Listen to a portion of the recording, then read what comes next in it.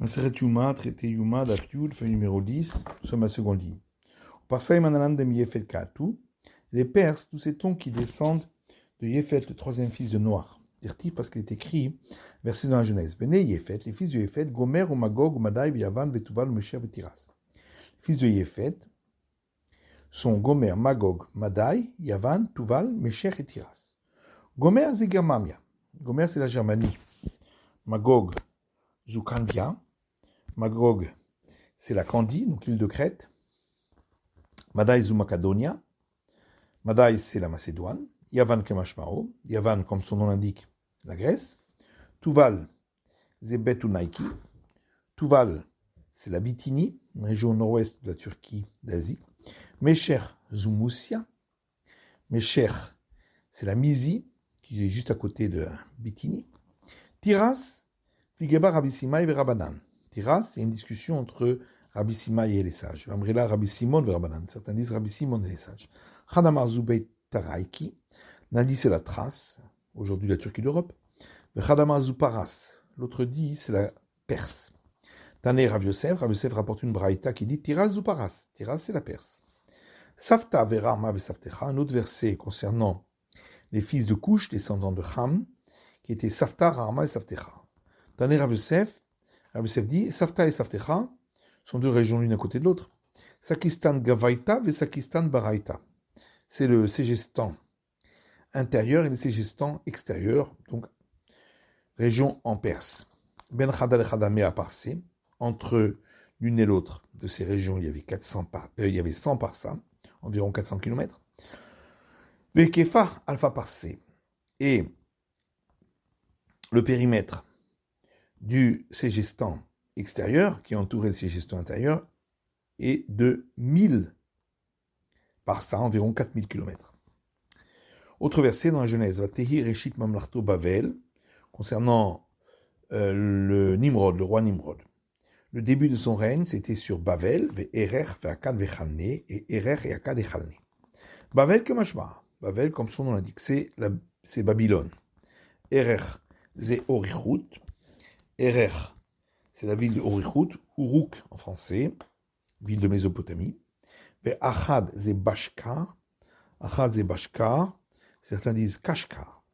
C'est la ville de Kaskar en Mésopotamie. Kalne, c'est Nofer Ninfe. Kalne, c'est la ville de Nofer, appelée également Ninfe. Nippur, en français, ville de Mésopotamie. Minaretsa Yetsa Ashur, suite du verset, de cette terre est sorti Ashur. Tandis Rabbi Yosef, Ashur, c'est Silek. Rabbi Yosef enseigne dans une braïta. Ashur, c'est Silek, la ville de Séleucie, sur le Tigre. Suite du verset, et il a construit Ninvé, Rehobot Aïr et Kalar. Ninvé, que machmaro. Ninvé, comme son nom l'entend, c'est Ninive. Rehobot Aïr, Zuparat de Mishan. Rehobot Aïr, c'est la région de Maïzan sur l'Euphrate, en Mésopotamie. Kalar, Zuparat de Boursif. Et Kalar, c'est la région de Boursipa sur l'Euphrate, toujours en Mésopotamie. Vetresen, suite du verset, et Resen, ben Ninvé ou ben Kalar, entre Ninive et Kalar. Iaïra Gedola, c'est la grande ville. Resen, c'est Aktispun. Resen est la ville de Ctésiphon, en Irak, 30 km environ de Bagdad. Iaïra Gedola, c'est la grande ville. Et Nidem, Ninvé, Iaïra Gedola, im Resen. On ne sait pas en lisant le verset, est-ce que c'est Ninive qui est la grande ville ou Resen qui est la grande ville? Chez Omer. C'est pourquoi, puisque nous avons un verset dans le livre de Jonas qui dit Ninive Aïtaïr Gedola Lokim, et Ninive était une grande ville pour le Dieu Tout-Puissant, Malach Shloshet Yamim, à une distance de marche de 3 jours, et Vermanin Veyari Gedola. De là, on voit que c'est Ninive qui est la grande ville. Autre verset, tout à fait ailleurs dans les nombres.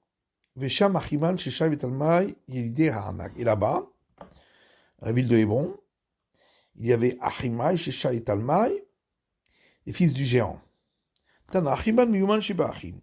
Une braïta qui dit Achiman, on l'appelait ainsi parce qu'il était le plus adroit, le plus habile, le plus fort de tous ces trois frères, qui étaient tous des géants. Sheshai, chez Messi Metaretz Keshritot.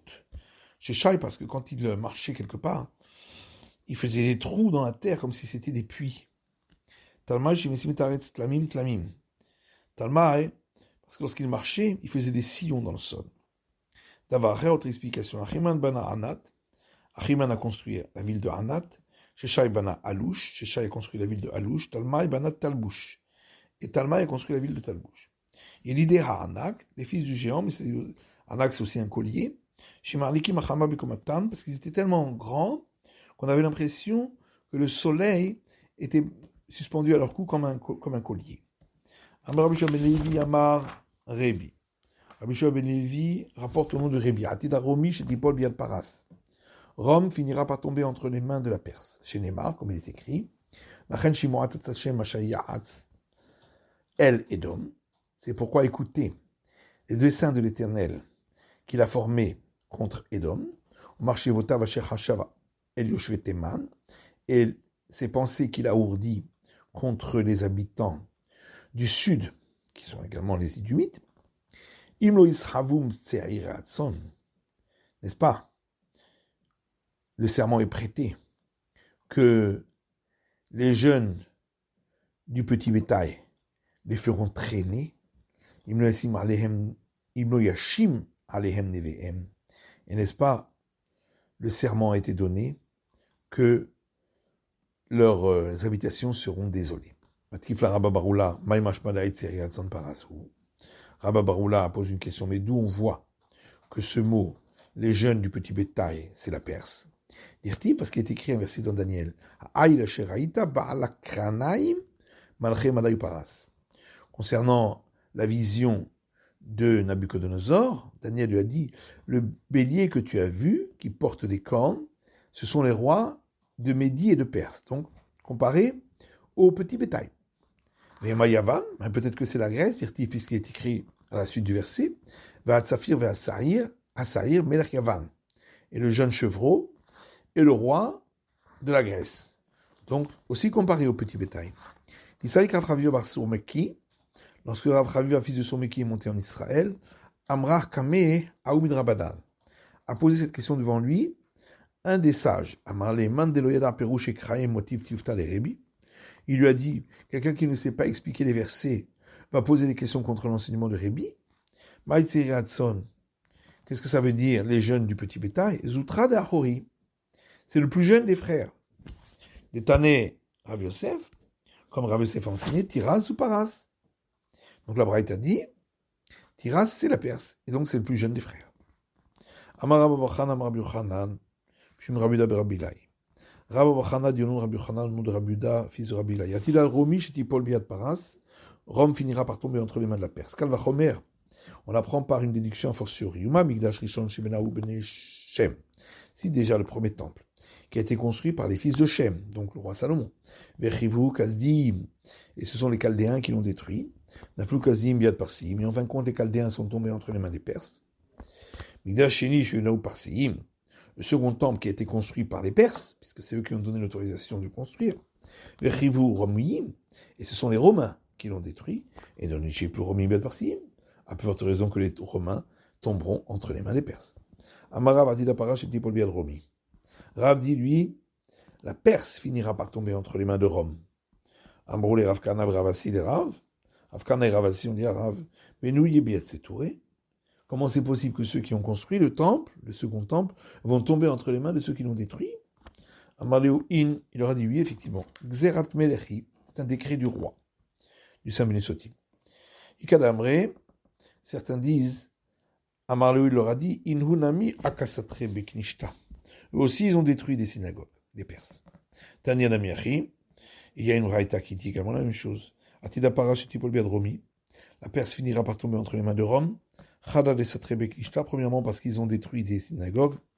De plus, c'est un décret du roi, chez Ploubonim et Sotrim, que les bâtisseurs tomberont entre les mains des destructeurs. Comme Rav dit au Rav, Ein David Ba, le descendant de David, le Messie, ne viendra.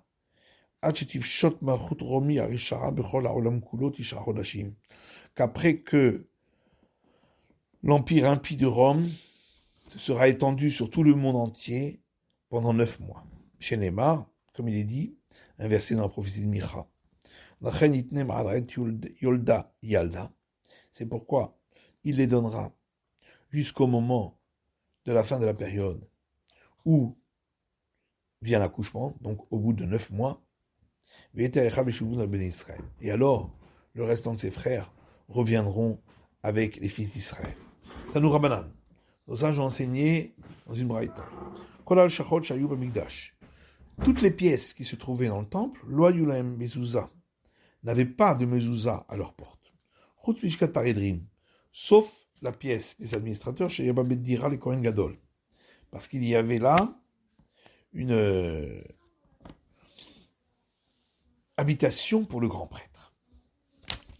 Amar, Rabbi Yuda Valo Kamal Shachot Migdash Elaem Bet Dira. Rabbi Yuda dit, mais pourtant il y avait beaucoup d'autres pièces dans le temple qui constituaient une habitation. Velo Ayalaem Mezouza. Il n'avait malgré tout pas de mezouza. Et la Yeshkat Paradrim Zeraïta. Mais en vérité, la pièce des administrateurs, l'obligation n'est pas de la Torah, c'est juste une institution rabbinique. Quelle est une mezouza? Mais Tamad Rabuda, quelle est la raison de Rabuda qui dit qu'il n'y a pas d'obligation de la Torah? Amarabak Savar Rabuda, Kol Baït Sheno Asu Limot Achama Vimot Akshamim Eno Baït. Car Rabuda dit, toute maison qui n'est pas faite pour l'été et pour l'hiver, pour la période de soleil et la période de pluie, n'est pas considérée comme une maison, comme ici où c'est que pour un logement de 7 jours. Or, dans la Torah, c'est marqué, on mettra la mezouza aux portes de la maison. Et il va Abaye a objecté contre lui, Vaketi, pourtant il y a un verset qui dit, Veiketi et bet achoref al bet akaït, et je frapperai la maison d'hiver avec la maison d'été. Donc on voit que ça s'appelle quand même des maisons. Amar le bet achoref bet kaït sikre. Il a répondu effectivement, ça s'appelle maison d'hiver et maison d'été. Baït stama le crée. Mais ça ne s'appelle pas une maison, sans précision. Et tu vas Abaye objecte avec une braïta qui dit Sukatachag Bechag, la cabane de la fête des cabanes, pendant la fête des cabanes. Rabbi Yuda Mechayev. Rabbi Yuda lui incombe l'obligation. Vechacham Potrim, et les sages la dispensent. Vetani Allah, il y a une braïta dessus qui dit Rabbi Yuda Mechayev.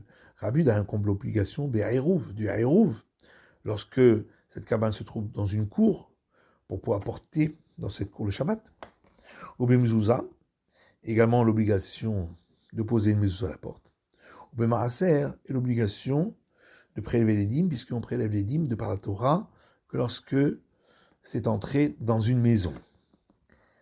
Donc on voit bien que Rabbi Yuda dit qu'il y a l'obligation de la mezouza, bien que ça dure qu'une semaine, l'habitation. Alors pourquoi pas dans la salle des administrateurs? Tu vas dire que non. Pour la cabane, c'est seulement une obligation d'ordre rabbinique. Alors, on peut comprendre pour le hérouv, pour la mezouza, que ce serait qu'une obligation d'ordre rabbinique, parce que c'est pas considéré comme maison. Et la maasermi kalimar midrabanan. Mais pour prélèvement de la dîme, est-ce qu'on peut vraiment dire que ce serait une obligation rabbinique? Il y a un risque de donner cette obligation. Parce que pour en venir à prélever de quelque chose à partir d'une récolte sur laquelle il y a l'obligation de la Torah, sur une récolte qui est dispensée de par la Torah, ou inversement, à partir d'une récolte dispensée sur une récolte où il y a l'obligation. Et alors, le prélèvement n'est pas valable. Et là, c'est pourquoi Abaye dit, pendant les 7 jours où le grand prêtre y habitait, d'après tout le monde, il y a l'obligation d'un mezouza. Qui est plié, toute la discussion, c'est le restant de l'année. D'après les sages, on a institué de mettre la mezouza les autres jours de l'année à cause de ces 7 jours. Et Rabbi a dit non, on n'a pas fait cette institution, et si on met la mezouza, c'est pour une autre raison. Dans le rabbinique, qu'on verra plus tard. Alors Rava a dit, mais pourtant, dans la Braïta, on a parlé de la cabane, de la fête des cabanes, pendant la fête des cabanes, et on a dit qu'il y a une discussion, les sages disent qu'il n'y a pas l'obligation de mezouza, alors pourquoi ici, il y a l'obligation de mezouza dans la salle des administrateurs d'après tout le monde, pendant les 7 jours? Et là, c'est pourquoi Rava dit, les autres jours de l'année, d'après tout le monde, il n'y a pas de discussion que cette salle des administrateurs est dispensée de la mezouza. Qui pliguait Beshiva. Et toute la discussion, c'est uniquement pendant les 7 jours où le grand prêtre y résidait. Mais Sukkot HaMalechut ou Lishkat HaMalechut. Et il y a une raison particulière pour la cabane de la fête des cabanes et pour une autre raison particulière pour cette salle des administrateurs. Sukkot HaMalechut, donc une raison particulière concernant la cabane, pendant la fête des cabanes. Rabuda l'Etamé, Rabuda qui dit qu'il y a l'obligation de mezouza, de par la Torah, suit son opinion d'Amar Sukkot d'Irat Keva. Parce qu'il pense que la cabane ici, ça doit être une habitation fixe qui est très solide. Et c'est pourquoi il y a l'obligation de mezouza. C'est pourquoi il y a l'obligation de mezouza. Alors que les sages, eux, suivent leur avis, leur opinion que la cabane, de la fête des cabanes, on a besoin uniquement d'une habitation passagère. C'est pourquoi il n'y a pas d'obligation de mezouza. Et également, une raison particulière pour la salle des administrateurs. Rabbanan Savré dira Baal Kochash Madira. D'après les sages, il y a l'obligation de la mezouza, parce qu'ils pensent que même une habitation sous la contrainte, comme ici le grand prêtre qui était contraint d'y habiter et de sortir de sa maison pendant 7 jours, ça s'appelle aussi une habitation, il y a l'obligation de mezouza. Rabuda, ça va, alors que Rabuda pense, dira Baal Kocha Loshma Eru. Loshma dira une habitation à cause de la contrainte n'est pas considérée comme une véritable habitation. Midrabanan takunula, c'est seulement sur décret rabbinique qu'on y met la mezouza. Chez le Mokoyen Gadol Chabouch Batasurim, pour ne pas que les gens disent le grand prêtre est séquestré en prison, puisqu'il n'y a pas de mezouza à sa porte. C'est pourquoi on mettait une mezouza à la porte, et c'est la fin de l'étude du Daf Yud de la feuille numéro 18.